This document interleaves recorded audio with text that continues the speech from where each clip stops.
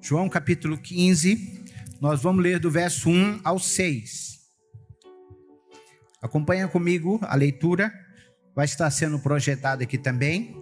O texto diz assim: Eu sou a videira verdadeira, e meu pai é o agricultor.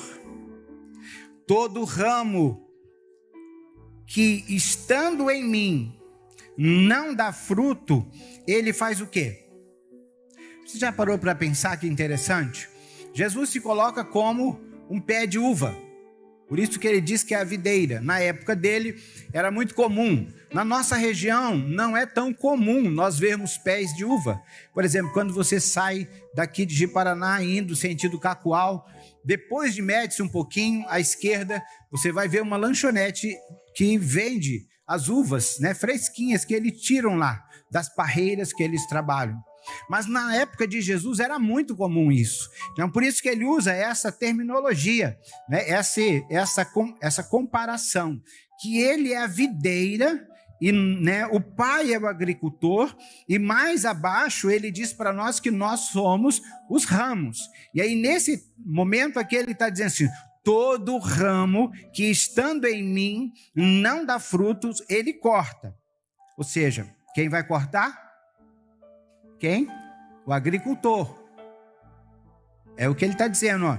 Eu sou a videira, o meu pai é o agricultor. Todo ramo que estando em mim não dá fruto, ele, que é o agricultor, corta. E aí continua dizendo assim: e todo que dá fruto, ele poda, para que dê mais fruto ainda. Interessante, né? Que ele diz que um corta e outro só poda. Aparentemente, parece ser a mesma coisa, não é? Mas não é a mesma coisa. Uma poda numa plantação de uva é extremamente importante. Hoje também, em algumas partes da agricultura, é feito desta forma, não é? Então, o agricultor, ele semeia várias sementes ali num determinado lugar, deixa ela crescer até uma determinada altura, seleciona a plantinha mais viçosa, mais bonita, a que tiver mais se destacando ali, ele tira as outras e deixa aquela para que aquela produza bem. Não é? Então é mais ou menos isso que Jesus está dizendo para nós. Então aquele galho que está ligado a ele e não der fruto, ele vai cortar fora. Agora, aquele que der fruto, ele vai podar. Normalmente a poda é naqueles brotos que surgem, ele escolhe qual é o melhor e os outros ele tira, exatamente para que seja destinado a energia, né, a força da árvore, destina ao galho certo que haverá de produzir a uva. Agora, veja como é interessante você pensar comigo nesta noite a respeito desta condição como igreja. E como isso está falando? Ei, acorda, vamos começar a dar fruto. Precisamos dar fruto. Porque se nós não dermos fruto, olha o que o texto está dizendo. E mas ele vai nos tirar, vai vir alguém aqui, parece um anjão aqui, e falou: sai daí, você só está dando trabalho para a igreja. Pelo amor de Deus, a igreja estaria muito melhor se você estivesse aqui dentro. Não.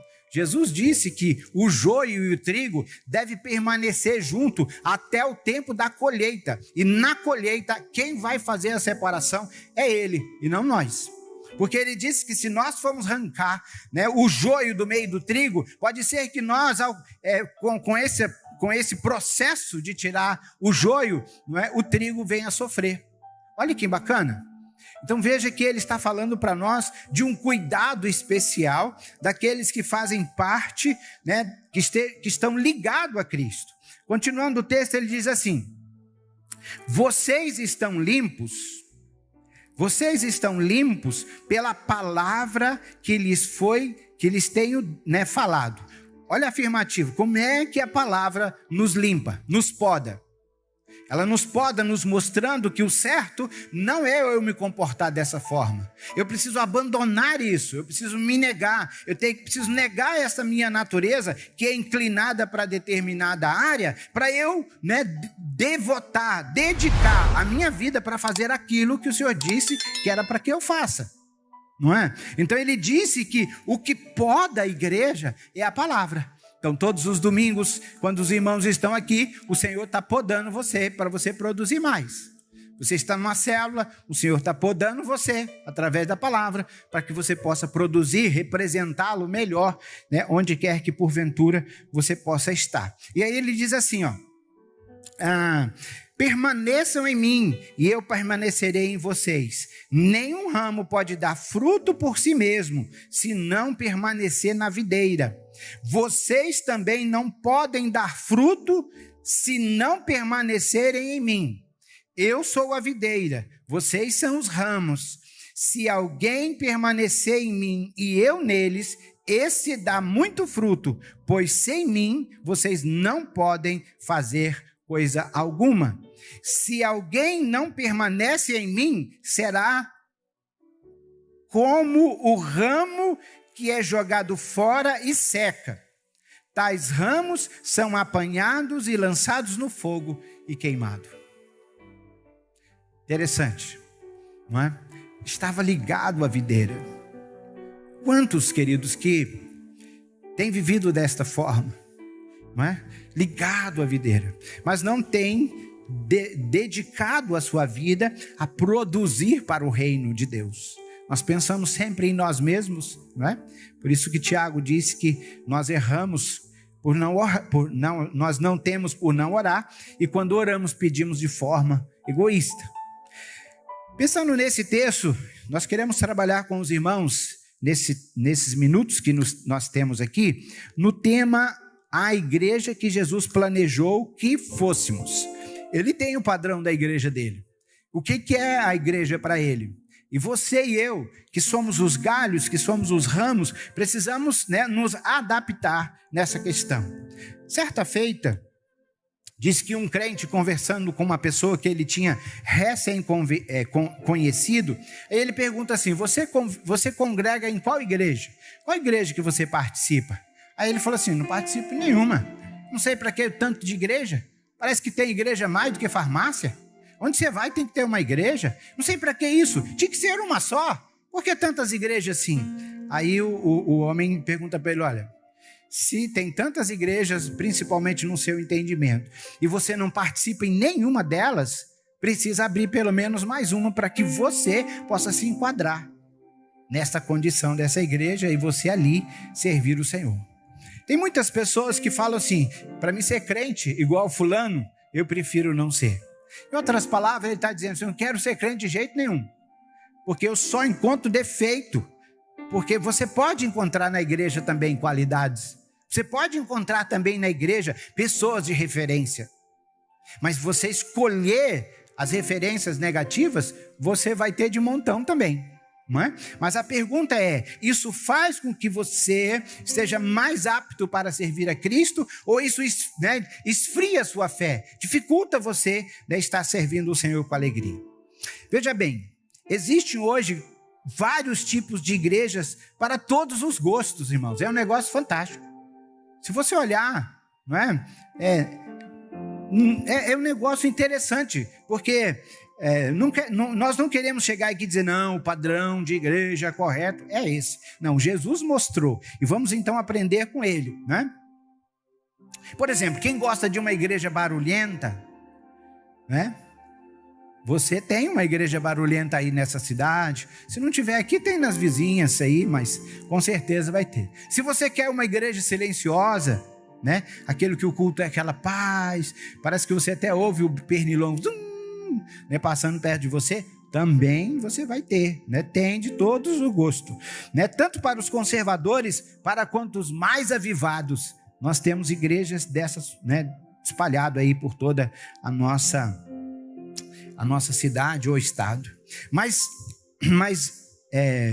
respeitando, querido, essa diferença que o Senhor permite, né, que tenhamos, qual seria a igreja de Cristo? Como que seria uma igreja? Como seria a igreja de Cristo? Por exemplo, vamos pensar em escolher uma igreja para nós congregarmos. Como as pessoas escolhem igreja? É perto da minha casa? O pastor é legal? Ministério Louvor, é o Ministério Louvor animado? Ela é uma igreja que demonstra amor amorosa, que dá, né, oferece uma boa recepção. Essas são as maneiras que comumente nós analisamos para escolher a igreja. Mas se você olhar para a palavra do Senhor como igreja, como que você deveria escolher? Esta igreja, né, é pregado a palavra de Deus nessa igreja? É insistentemente informado que o cristão deve se comportar assim e que isso é a palavra do Senhor? A dificuldade que você tem o auxílio do Espírito Santo de Deus para te conduzir. É pregado a palavra?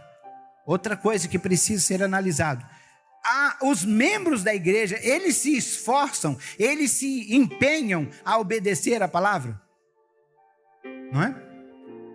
E a última que eu gosto de pensar bastante com os irmãos é plano de Deus que você esteja naquela igreja? Irmão, porque você pode fazer parte de uma igreja e ser uma igreja muito legal para você, não é? Outro detalhe, né, que os pais analisam vai ter salinha do ministério infantil? Tem um ministério infantil atuante? Aí se tem, é essa que eu vou escolher. Mas nós precisamos escolher, querido, sabendo se a palavra que é pregada é a palavra de Deus. Se as pessoas se empenham em obedecer essa palavra. E é plano de Deus, você precisa saber se é plano de Deus de você deixar aquele lugar para ir para um outro lugar. Hoje nós vimos um número grande de pessoas, né, passando de igreja para igreja. Eu já falei para os irmãos que a igreja é interessante, ela é muito parecida com as lanchonetes. Né? Tem lanchonete que é o point da vez, você vai lá, tem todo mundo ali. Mas daqui um dia, quando abrir uma outra, com algum movimento diferente, ele sai dali e vai para lá. E muitos fazem assim também com a igreja. E nós não estamos tendo o cuidado de saber, mas é aqui que Deus quer tratar em mim algo, ou é aqui que Deus quer me usar para que eu possa ser bênção, né, na igreja, no andamento da igreja. Então esses fatores é extremamente importante a gente analisar. A palavra igreja, ela vem do grego, né, eclésia ou eclesia, alguns traduzem tem essas duas formas de expressão, e ela tem um sentido de chamado para fora. E essa palavra, igreja, que nós temos igreja, no grego antigo, era uma palavra muito comum. Por exemplo, nós vamos conversar sobre futebol. Hoje vai ter eclesia, lá na casa de fulano. As pessoas saíam da sua casa e se reuniam lá para um propósito comum. Se tivesse decidir alguma coisa na cidade, vai ter eclesia hoje. Então, todo mundo vai lá para o espaço público e vamos discutir esse assunto lá. Então, essa palavra, na época, era uma palavra muito comum e que a Bíblia usa essa, né, representando para nós a palavra de igreja. Quando a gente vê, parece que é uma coisa espiritual. Não é. A palavra é uma palavra comum que era usada. A igreja, então, querido, ela é uma comunidade de pessoas que saíram do mundo, do padrão do mundo, abriu mão de viver o padrão do mundo, negou o padrão do mundo para, então, tomar um posicionamento diante do Senhor, né, para crer em Jesus Cristo e servir a Ele. Esta é a igreja. As pessoas que pertencem à igreja são pessoas que um dia entenderam: eu não posso viver com um pé no mundo e o outro na igreja. Né? Diz o povo que é o crente Raimundo, né? Um pé na igreja e outro no mundo. Não funciona isso, não é? Então eu posso até estar na igreja, irmãos, mas eu não sou a igreja de Cristo. E principalmente aqueles que não produzem. Eu preciso ser produtivo no reino do Senhor. E se eu não for, o que o texto diz? Corta fora. E se eu já produzo, o Senhor disse: olha, você precisa produzir mais. Aí ele vem podando com a palavra para que eu possa, assim, né, produzir mais para o Senhor. 1 Tessalonicenses, capítulo 1, 9 e 10, diz assim: pois eles mesmos relatam que de que maneira vocês nos receberam, como voltaram para Deus, deixando os ídolos a fim de servir o Deus vivo e verdadeiro e esperar dos céus o seu Filho, a quem ressuscitou dos mortos, Jesus, que nos livra da ira que há de vir. Paulo, escrevendo então Tessalonicenses, ele diz para eles que foi relatado para Paulo como que era o comportamento deles, como eles deixaram os ídolos e vieram então para servir o Deus verdadeiro, e ao mesmo tempo que eles estão servindo o Senhor, eles estão atentos, porque a qualquer momento Cristo vem buscar a sua igreja. Então, duas coisas aqui ele coloca. Nesse texto ele mostra para nós que a igreja precisa servir a Deus e estar constantemente aguardando a volta, né, de Cristo. Então a igreja, né, de Cristo é uma família de fé e relacionamento de amor. Querido, se nós não tivermos esse entendimento que nós pertencemos à família de Deus, e na família o que precisa, né, nos dirigir é o amor fraternal, esse amor que existe entre pai e filho, né, irmãos com irmãos e assim sucessivamente. Então a igreja ela é formada, né, por esta condição de entendimento de que nós pertencemos à família de Deus pela fé e vivemos um com o outro em amor fraternal. Essa é a igreja que o Senhor, né, tem nos dado a alegria de poder pertencer a ela. Por que nós precisamos, queridos, viver como igreja? Hoje é muito comum as pessoas acharem que não precisa. Né, com a internet, elas assistem o culto de casa, elas oram, fazem campanha de oração. Tudo isso é importante, irmãos, não é? Mas nós não podemos deixar de congregar, porque esta é uma orientação do próprio Deus para nós, né? Bom, vejamos então alguns exemplos bíblicos sobre a igreja que Jesus planejou e a importância dela na sociedade e na vida dos seus membros. Primeira coisa que nós queremos destacar aqui com relação a essa igreja que o Senhor então deixou para nós, Ele planejou para nós, é nós entendermos o que nós somos em Cristo. O que nós somos em Cristo? Qual é o nosso papel em Cristo? A igreja, querido, ela é o corpo de Cristo. A igreja é o corpo de Cristo. Nós precisamos entender essa questão. Há mais ou menos 2000, hoje no caso seria aí 2000 e poucos anos atrás, Jesus caminhou nesta terra, ensinou, não é? Através ali dos seus ensinos, tocou nas pessoas, ministrou na vida das pessoas, mas hoje o Senhor quer continuar a ministrar na vida dessas pessoas, mas não agora em corpo físico como ele tinha lá, ele mesmo pessoalmente, mas agora através do seu corpo, que é a igreja. A mesma missão que Jesus veio aqui fisicamente e cumpriu, nós agora, como corpo de Cristo, precisamos de cumprir. Então, essa obra do Senhor, ela continua nesse tempo presente, né, que é tocar as pessoas, ministrar as pessoas, através daqueles que fazem parte da família de Deus e parte do corpo de Cristo. Então, através agora do seu corpo, ele ministra as pessoas. Onde que nós estamos, né, onde nós congregamos e assim sucessivamente. Através de nós, Jesus ainda fala, ele toca em muitas pessoas que precisam de alívio e do seu poder. Eles precisam do alívio, eles precisam do poder de Deus. E através de quem Jesus faz isso? Através de você e de mim. Através de nós, que entendemos ser o corpo de Cristo, ser a igreja de Cristo, né, nesta geração. 1 Coríntios, capítulo 12, 27, diz assim: ora, vocês são o corpo de Cristo, e cada um de vocês, individualmente, é membro desse corpo. Então, eu não posso dizer assim, eu sou a igreja de Cristo, não é? Eu com vocês, nós somos a igreja de Cristo. Mas eu sou membro desse corpo, como você também é membro desse corpo. Como, por exemplo, o nosso corpo, ele é composto de vários membros, né? Composto de vários membros, a igreja do Senhor, da mesma forma. Assim como um membro do nosso corpo, querido, ele não pode ser cortado e permanecer vivo. Também a igreja, quando alguém sai do corpo, ele perde a essência espiritual. Gente, é interessante isso. Da mesma maneira que se cortar o meu membro, do meu braço, meu dedo, não importa. ele não pode produzir mais, ele deixa de existir e vai só se decompondo. Assim também é na vida espiritual. Quantas pessoas que outrora, né, estiveram conosco aos domingos louvando ao Senhor, fizeram parte do ministério de louvor da igreja, fizeram parte do ministério de teatro da igreja, da dança, lideraram o ministério na nossa igreja, e foi só ele deixar a convivência, a essência espiritual foi se esvaindo, e hoje você olha para a pessoa, você não vê nada mais de Deus na vida da pessoa.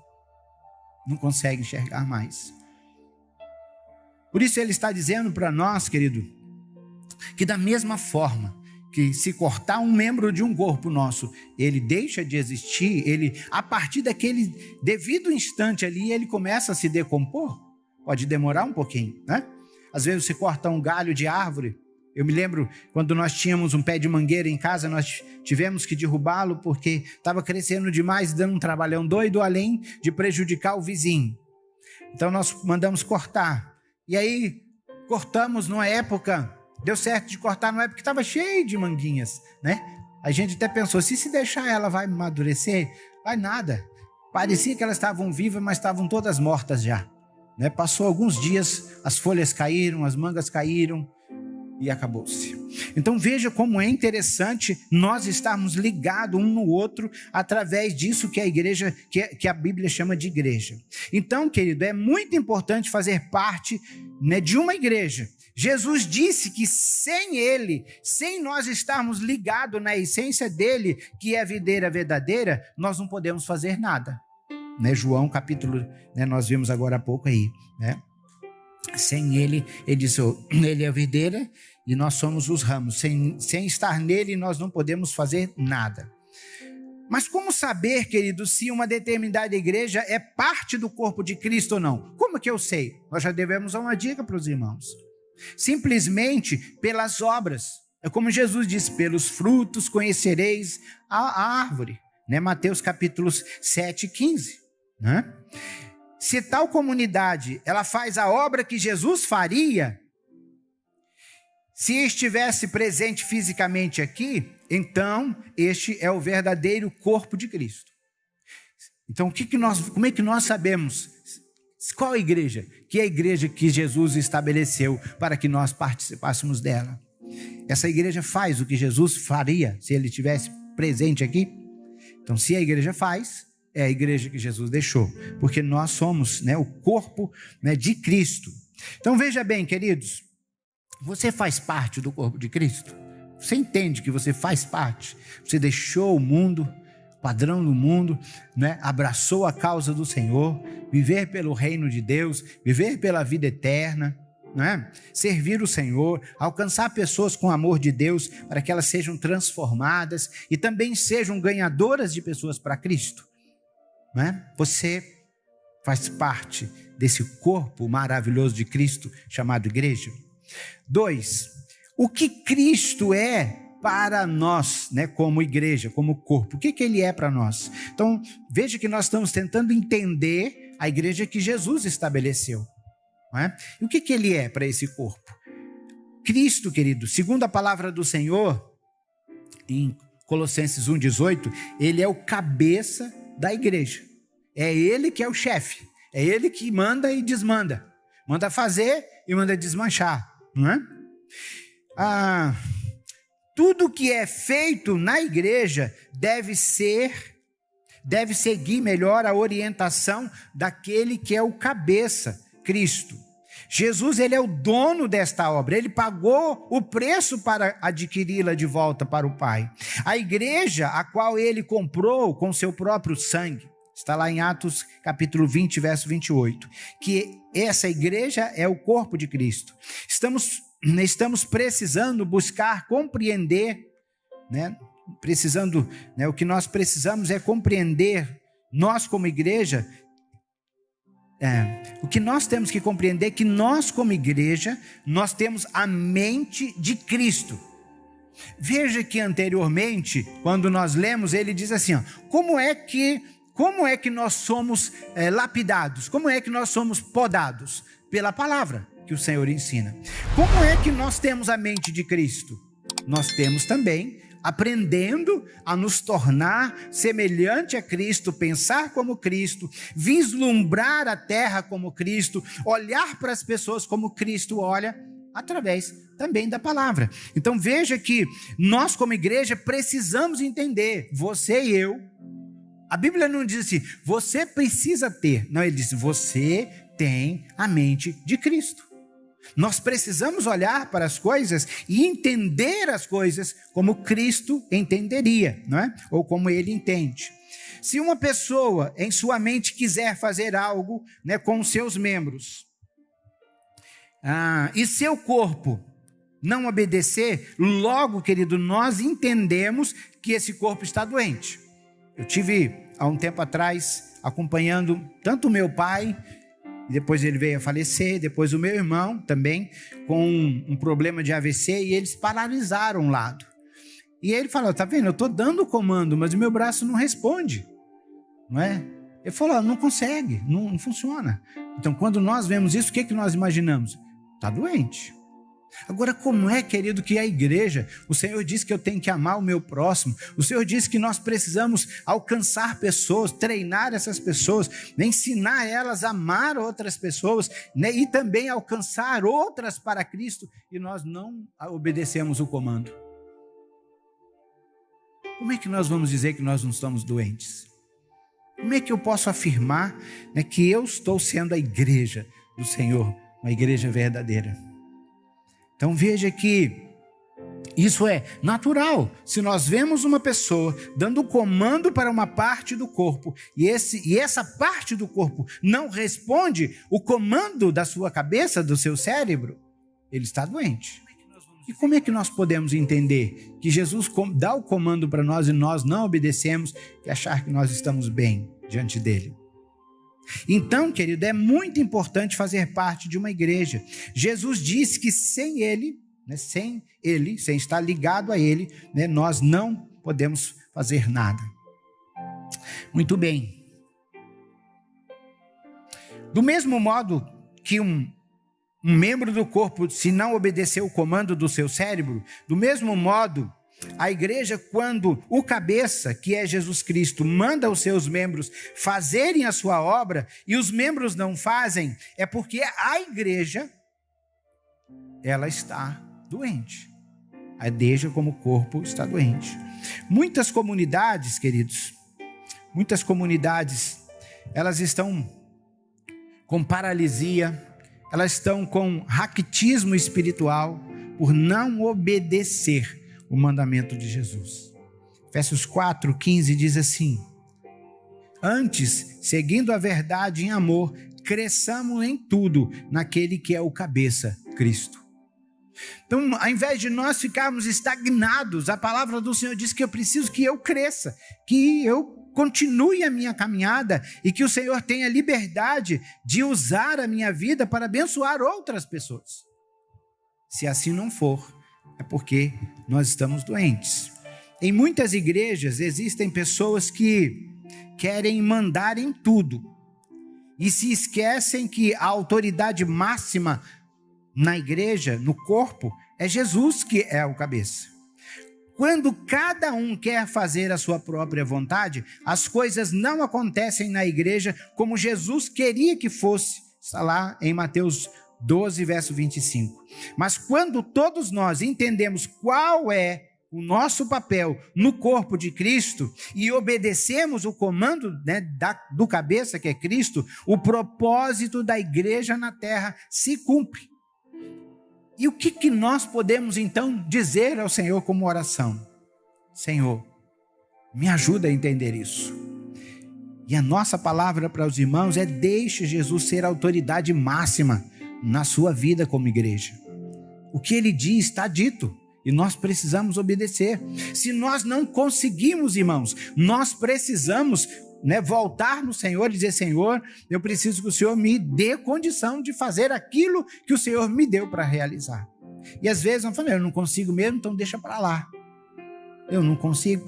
Quando vir falar comigo, eu vou dizer como aquele homem da parábola dos talentos que recebeu só um talento. Olha, o que o Senhor mandou fazer, tá aqui, eu não gastei, mas também não produzi nada, né?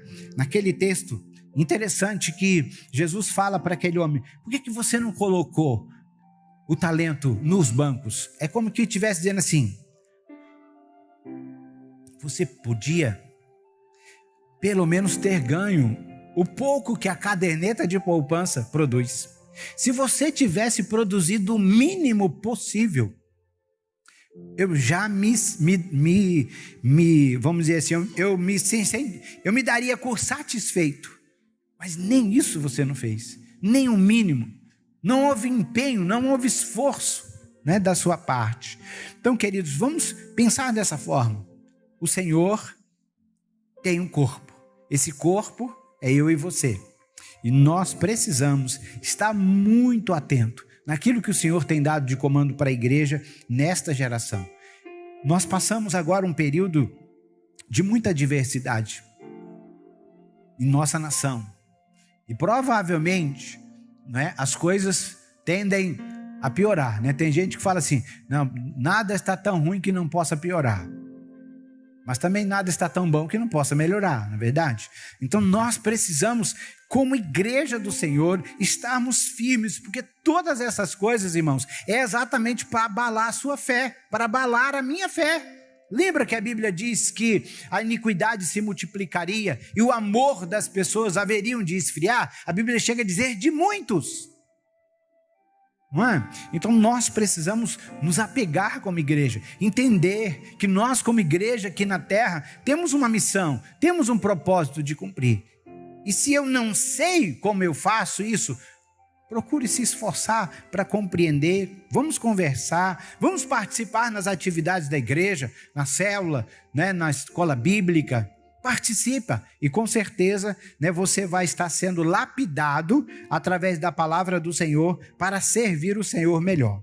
Por fim, queridos, né, nós queremos então pensar qual é a missão dessa igreja na terra, como corpo de Cristo. O motivo, querido, de existência da igreja de Cristo na terra é a de anunciar as boas novas de salvação. Esse é o propósito. Nós precisamos amar a Deus como mandamento maior, e precisamos pregar o evangelho, né? Anunciar as boas novas de salvação, né? Como diz em Marcos 16, 15 e 16. Para o cumprimento desta missão de falar as boas novas e anunciar as boas novas até os confins da terra, o cristão recebe o revestimento de poder nos dado pelo Espírito Santo, Atos 1:8. Qual é a desculpa mais comum que os irmãos ouvem aí no dia a dia, né, no meio das igrejas, quanto a testemunhar de Cristo? Qual que é vamos dizer assim, qual que é a desculpa mais comum que as pessoas colocam como dificuldade de testemunhar de Cristo em meio à sociedade? A resposta é bem simples. As pessoas não se sentem habilitadas para tal. Pastor, eu não sei fazer isso.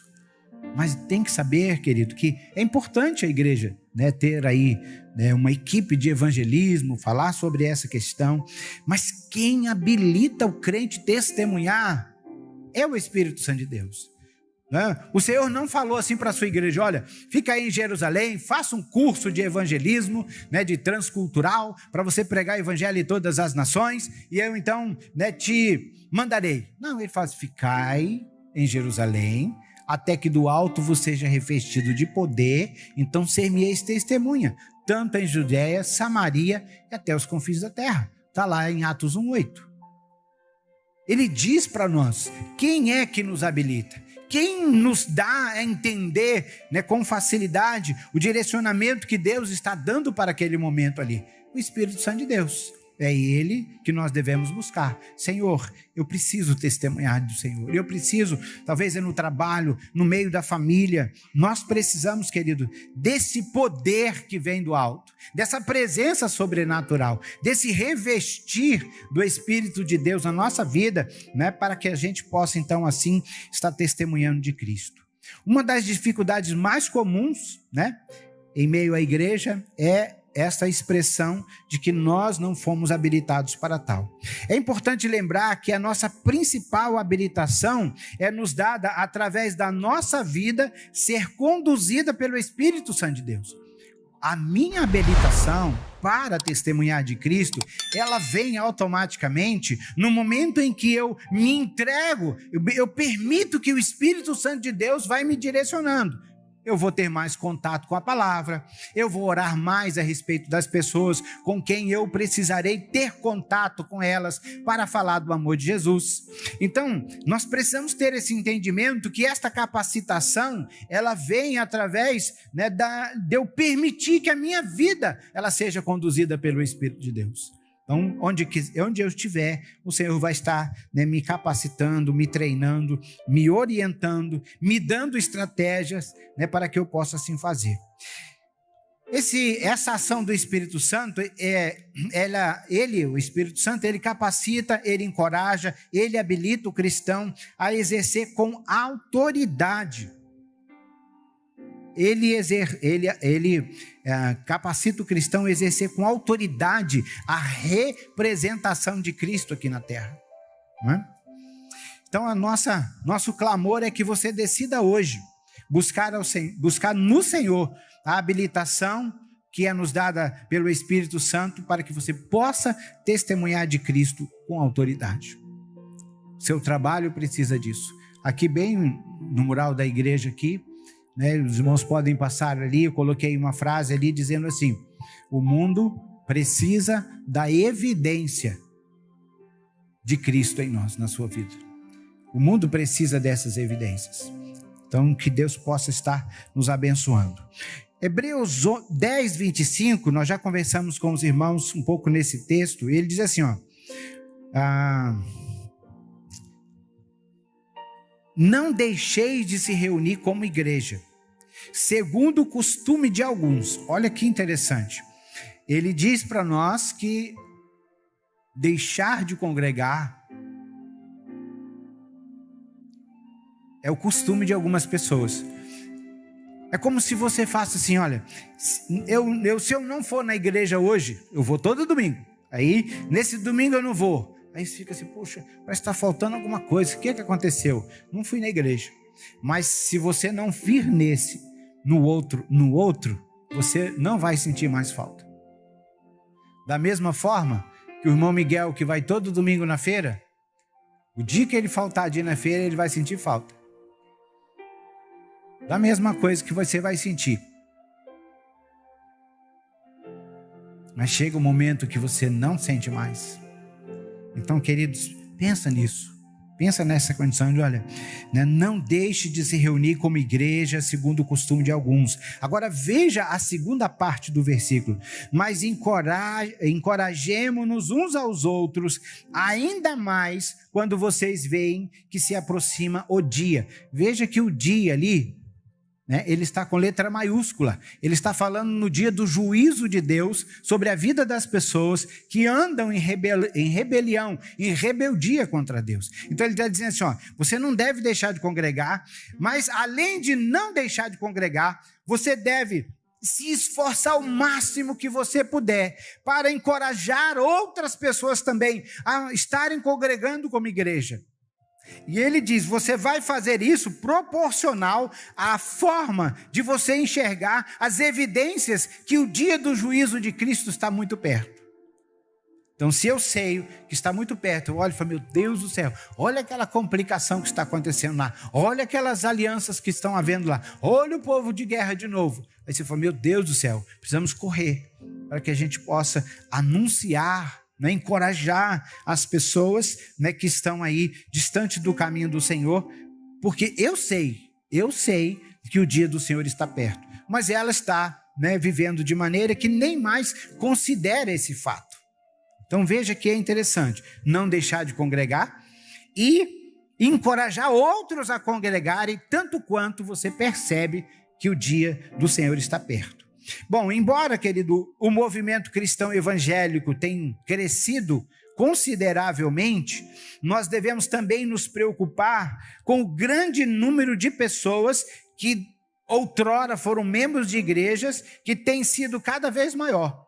Se você for na rua hoje, como o Tico tem ido no ministério, está parado esses dias, que a gente está tomando uma decisão aí, né, Tico? Se vai, não vai, se não vai, não vai, mas nós vamos arranjar mais uma outra equipe para ajudar a gente. A maioria, irmão, em torno de 80% a 90% daquelas pessoas que estão na rua hoje, nos vícios, são pessoas que ou foram cristãos, e alguns deles até líderes, né, ou então de família cristã. De 80% a 90%. A igreja, ela está crescendo. A igreja, ela está, né, tendo lá o seu aumento natural. Mas o número de pessoas também que outrora estiveram conosco congregando, né, servindo o Senhor, e hoje não está mais, é muito grande. Então nós precisamos estar atento a esta questão. Se Cristo ele é o cabeça da igreja, né, se Cristo é, né, o cabeça e a igreja é o corpo, então assim como você não vê um corpo andando sem cabeça, também não pode ver um crente sem a igreja. Não dá.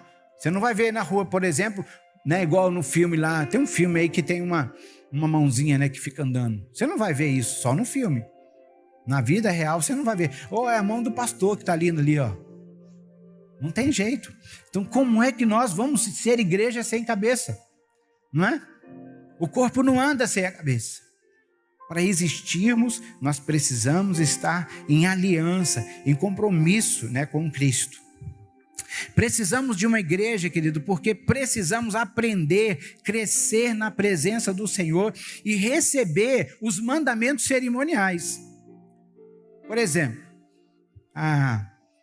o que seriam esses mandamentos cerimoniais? Que só a igreja ela está autorizada para ministrar.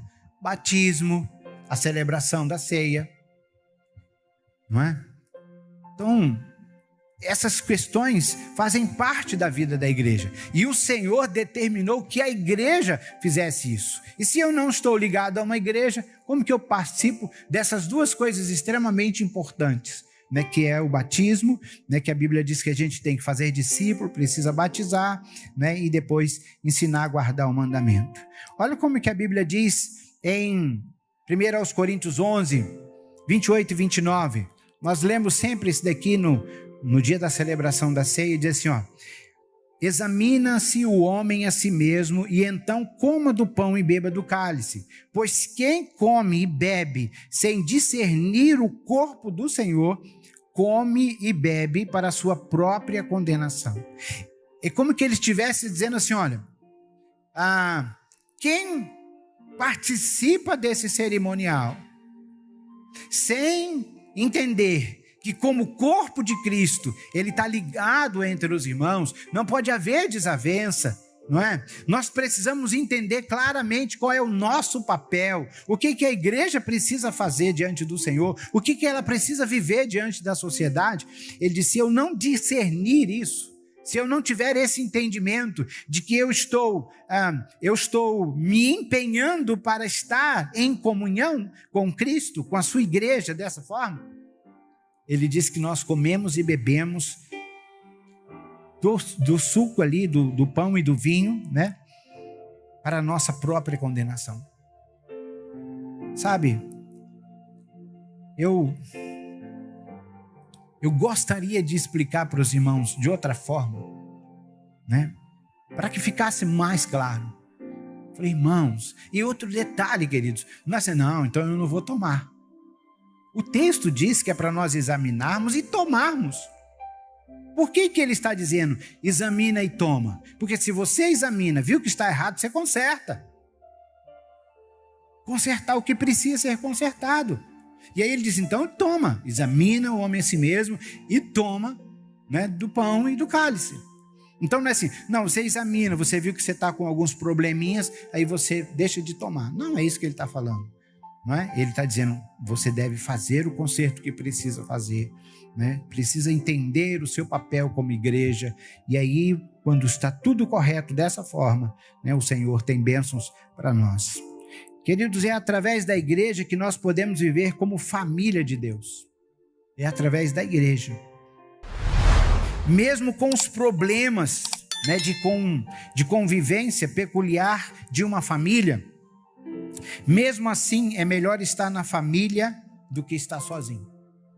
Mesmo tendo as adversidades numa igreja, como toda família tem, é melhor você pertencer a uma família de crente, uma família da família de Deus, que é a igreja, do que você estar fora desse ambiente. Hoje as pessoas preferem viver fora desse ambiente por causa dos problemas. Mas onde você vai tem problema, não é? E um detalhe importante, irmãos. O único lugar, esse dia eu falo assim, nem na Bíblia você não encontra uma igreja perfeita. E aí Deus me deu uma puxada de orelha, né? Porque na Bíblia tem uma igreja perfeita, quando ela recebeu o corpo glorificado lá na eternidade. Só lá. Olha, né, o Velho Testamento, irmão, como esse povo deu trabalho para Deus e para a sua liderança. Olha o Novo Testamento, as cartas que foram escritas, todas elas foram para corrigir problema dentro da igreja. Então, nem na Bíblia você vai encontrar, a não ser na eternidade, né, uma igreja perfeita. Então, nós precisamos entender que mesmo em meio a esses probleminhas da nossa convivência, porque ele só é problema porque, irmãos, nós ainda não compreendemos amar. Porque a Bíblia é clara, ela diz que o amor encobre uma multidão de pecados. Então, quando eu consigo ver muitos erros no meu irmão, o tempo todo, é porque eu ainda não estou amando ele como deveria amar. Quando nós enxergamos na igreja esses defeitos, porque nós podemos até enxergar, o problema é que se aquilo gera em você uma atitude de não mais querer congregar, isso está errado, não é? Porque, por exemplo, quando um jovem está apaixonado por uma jovem, ela pode ter os defeitos dela, mas ele acha que ele vai superar. Não vai superar. Aí depois que casa, ele fala, não superou. Aí quer desistir. Fala, não dá, né? Igual a historinha do Paulo. Você teve toda a chance de ver os defeitos. Agora, já que você assumiu para estar junto, é viver até que a morte separe. Ninguém morreu ainda, né? Então vamos continuar aí dessa forma. Então veja bem, queridos, a igreja, na sua convivência, ela vai ter os seus problemas. O que nos falta é compreender as ferramentas, né, que Deus nos deu. Para nós, todos nós somos diferentes um do outro. Não tem como você esperar que alguém seja perfeito em entendimento como você. Nem marido e mulher funciona assim. A gente só entra em acordo porque alguém tem que ceder. Mas como é que na igreja vai ser diferente? Então nós precisamos aprender a amar, precisamos aprender a caminhar junto. 1 João 3, 1 e 2 diz assim, vejam como é grande o amor que o Pai nos concedeu, que fôssemos chamados filhos de Deus. O que de fato nós somos. Olha que interessante. Por isso o mundo não nos conhece, porque não o conheceu, não conheceu a Cristo. Aí diz, amados, agora somos filhos de Deus, e ainda não se manifestou o que havemos de ser. Essa perfeição que muitos de nós cobramos da igreja agora, não chegou ainda a hora, não é? Pessoal, né, nós somos filhos de Deus, e ainda não se manifestou o que havemos de ser, mas sabemos que quando ele se manifestar, ou seja, quando Cristo vir buscar a sua igreja, nós seremos semelhantes a ele, pois o veremos como ele é. Quando eu estava lendo esse versículo, né, a gente sempre fala assim, perfeito é só Jesus, perfeito é só Deus. Né? É assim que nós falamos. Mas isso é uma válvula de escape. Só que a Bíblia diz que lá na eternidade, nós seremos como ele é. Então, em nome de Jesus, querido, não desista da igreja do Senhor. A igreja do Senhor, a que ele estabeleceu, ela é perfeita. Talvez a igreja, né, que você está descontente com ela, é porque você está lá, né? Diz o povo. Fala assim, olha, a igreja está precisando de pessoas imperfeitas, então vem para cá também, né? Foi escrito a certa feita na porta de uma igreja aqui na nossa cidade. Não está mais lá. Mas o pastor mandou escrever assim: a igreja não é composta de pessoas perfeitas. Se você é perfeito, aqui não é seu lugar, né? Eu acho que é um pouco meio exagerado, mas tem tudo a ver. Então, queridos, nós precisamos aprender a viver, né? Imagine a arca de Noé, né? Fora da arca, irmão, era só água. Você podia nadar uns 2 minutos, 5 minutos, de máximo que você conseguisse nadar, né? Sobre a água, sobreviver, talvez um pouquinho mais. Mas fora da arca, é morte, cara. Não tem jeito. Dentro da arca tem elefante fazendo o número 1, número 2. E é um 2ão grandão. Tem outros que dá trabalho. É animal relinchando, fazendo barulho. É pássaro voando para tudo quanto é lugar. E você tentando que se ajustar ali. Mas ali, por mais que tenha defeito, a vida ali está presente. Lá fora, não tem. Então, em nome de Jesus, ame a igreja. Ame esse corpo de Cristo. Seja um instrumento para abençoar o corpo. Seja a igreja que Jesus, né? Que Jesus, como é que eu coloquei? Jesus planejou que você fosse. Amém? Você pode ficar de pé, por favor? Em nome de Jesus. Aleluia. Põe a mão no seu coração aí, queridos. Pai bendito, aqui estamos, Senhor. Estamos como povo do Senhor. Nós sabemos, Senhor. Nós sabemos que por mais que sejamos falhos, meu Deus, o Senhor pagou um preço altíssimo. O preço mais alto que poderia ser pago, que é entregar o seu único filho ali, Senhor, naquela cruz do Calvário. Meu Deus, que isso possa impulsionar a nossa vida de maneira, meu Deus, que nós possamos, Pai, sermos agradecidos e entendendo assim, ó Deus, como a palavra do Senhor tem nos orientado, que nós vivamos, ó Deus, um com o outro, trabalhando para a comunhão e não para a divergência entre nós. Deus esteja abençoando a igreja do Senhor, que o Senhor estabeleceu. Ó Deus, nos ajude a fazer parte, ó Deus, desta missão do corpo de Cristo aqui na terra, enquanto aqui vivermos, Pai. Que nós, ó Deus, compreendamos a importância do amor fraternal, amor entre nós, irmãos em Cristo. Ó Deus, que nós entendamos a importância, Senhor, de nós cumprirmos o propósito de existência da igreja na terra, que é compartilhar o teu amor, compartilhar as boas novas de salvação. Deus esteja abençoando aquele irmão, aquela irmã, Senhor, que nesta hora, olhando para a sua condição de vida, ó Deus querido, tem entendido que é preciso melhorar. Senhor, todos nós estamos aqui dessa mesma forma, por isso nós te pedimos perdão, Senhor, por não termos compreendido, ó Deus, a importância de nós estarmos em sintonia contigo, como o texto diz que sem o Senhor nada podemos fazer, mas no Senhor nós produzimos muitos frutos para a glória do teu nome.